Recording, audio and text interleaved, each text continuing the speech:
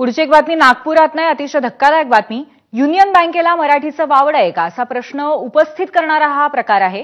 तरुण आणि एकमेव कमावत्या मुलाच्या मृत्यूनंतर त्याच्या उघड्या पडलेल्या कुटुंबाची भाषेपायी अडवणूक करण्याचा प्रकार घडलाय। नागपूरच्या बोपसे कुटुंबाला असा धक्कादायक अनुभव युनियन बँक ऑफ इंडियामध्ये आला। नागपूरच्या योगेश बोपसे या तरुणाचा 8 जूनला पहाटे रस्ते अपघातामध्ये मृत्यू झाला। राष्ट्रीयकृत बँकेचं बँक खातं आणि त्याचं एटीएम कार्ड यावर मिळणारी 2 लाखांची नुकसान भरपाई मिळवण्यासाठी योगेश यांच्या लहान भावाने बँकेत प्रयत्न सुरू केला। मात्र योगेश बोपसे यांचा अपघाती मृत्यू त्याचा एफआयआर मराठी भाषेत असल्यामुळे बँकेने स्वीकारायला नकार दिलाय। एफआयआर हिंदी किंवा इंग्रजी भाषेत आणल्यास स्वीकारू अशी संतापजनक मागणी बँक अधिकाऱ्यांनी केली। त्यामुळे गेले 2 आठवडे बोपसे कुटुंबीय बँकेच्या आडमुठेपणापायी बँकेची सेमिनरी हिल्स शाखा ते बेलतरोडी पोलीस स्टेशन असे खेटे घालतायत। 8 जूनला माझ्या मोठ्या भावाची डेथ झाली। माझं नाव आहे लोकेश बोपचे आणि त्याच्यानंतर आम्हाला माहित नाही होता की एटीएम मध्ये आपल्याला पैसा भेटतो। जर माझ्या अंकल आहे त्यानं अंकलाने आम्हाला सांगितला की एटीएम ना आपण क्लेम करू शकतो। तो आम्ही बँकांना संपर्क केलो, तर बँकेमध्ये आम्ही पूर्ण डॉक्युमेंट्स दिलो। आम्ही तो बँकवाल्यानं आपल्याला हा म्हणला की जे आपले एफआयआर कॉपी आहे, जे आपल्याला पोलीस स्टेशनला मिळालेली आहे, ते आपल्याला इंग्लिशमध्ये पाहिजे। ही ती एफआयआर कॉपी आहे जी मराठीमध्ये आहे आणि तीच इंग्लिशमध्ये करून पाहिजे। जी, हेच कॉपी आपल्याला ते इंग्लिशमध्ये करून झाली पाहिजे म्हणते। नागपूरमध्ये मराठीमुळे दंगे प्रसाद होत आहे की तुम्ही मराठीच म्हणा। जर हे असे दंगे प्रसाद चालू आहे तर हे इंग्लिशमध्ये काऊन? ते म्हणे की एफआयआर कॉपी फक्त इंग्लिशमध्ये तुम्ही करू ना, ॲडव्होकेटला पकडून त्याच्यानंतर तुमची अप्लिकेशन आम्ही स्वीकारून। तर हे आम्हाला माहीत नाही होते की साहेबांना सांगितलं की अशी अशी योजना आहे गव्हर्नमेंटकडून, म्हणून त्या पोराला म्हणलं जो कागद भेटले ते सबमिट करून घे बँक म्हणे। ते लोक म्हणतात इंग्लिशमध्ये आणा। आता आम्हाला जसा कागद भेटलाय ठाण्यातून तसा देऊन ना। हे एकदम चुकीचं आहे बँकांचं।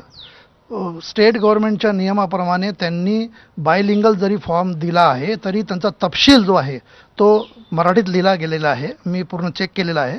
फक्त ज्याचे हेडिंग्स आहे त्या दोन्ही भाषेत लिहिले गेले आहे।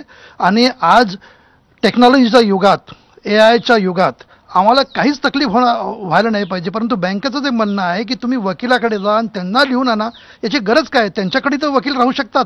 ते प्रत्येक बँकेचे ऑथराइज वकील असतात, ते ऑथराइज माणसाकडून त्यांनी ट्रान्सलेट करून घ्यायला पाहिजे असं मला वाटते। एबीपी माझाने या संदर्भात बँकेशी संपर्क साधला तेव्हा नुकसान भरपाई देणारी कंपनी केवळ हिंदी किंवा इंग्रजीत दस्तावेज स्वीकारते। त्यामुळे हिंदीत किंवा इंग्रजीत भाषांतर झालेली आणि नोटराईज झालेली प्रत स्वीकारू असं उत्तर देण्यात आलंय।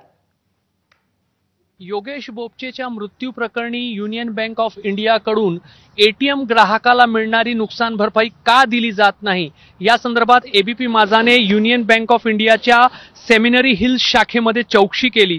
तेव्हा या ठिकाणच्या अधिकाऱ्यांनी सांगितलं की एटीएम कार्ड जो ग्राहक असतो त्याला अपघाती त्याचा मृत्यू झाल्यानंतर 2 लाख रुपयांची नुकसान भरपाई देण्याचा नियम आहे।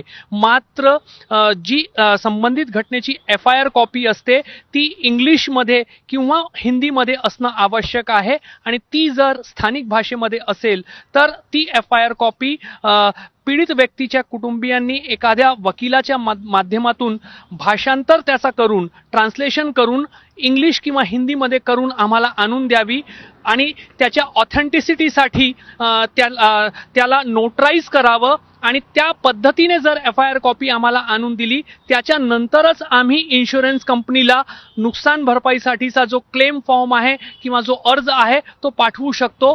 बोपचे कुटुंबियांच्या प्रकरणामध्ये किंवा योगेश बोपचेच्या मृत्यूच्या प्रकरणामध्ये एफआयआर कॉपी जी आहे ती मराठी भाषेमध्ये आहे आणि त्यामुळे मराठी भाषेच्या एफआयआर कॉपीसह योगेश बोपचेच्या मृत्यू प्रकरणी 2 लाख रुपयांची नुकसान भरपाईचा जो फॉर्म आहे, जो अर्ज आहे तो आम्ही इन्शुरन्स कंपनीकडे पाठवू शकत नाही, कारण तो पाठवला तर तो त्या ठिकाणातून रिजेक्ट होईल, तो नामंजूर केला जाईल असं बँक अधिकाऱ्यांचं म्हणणं आहे। आणि त्यामुळे योगेश बोपचेच्या मृत्यू प्रकरणी त्याचे कुटुंबीय नियमात असताना सुद्धा 2 लाख रुपयांच्या नुकसान भरपाईपासून वंचित आहे, कारण मृत्यू महाराष्ट्रात झाला आहे त्यामुळे ती एफआयआर कॉपी महाराष्ट्राच्या नियमाप्रमाणे मराठी भाषेत आहे।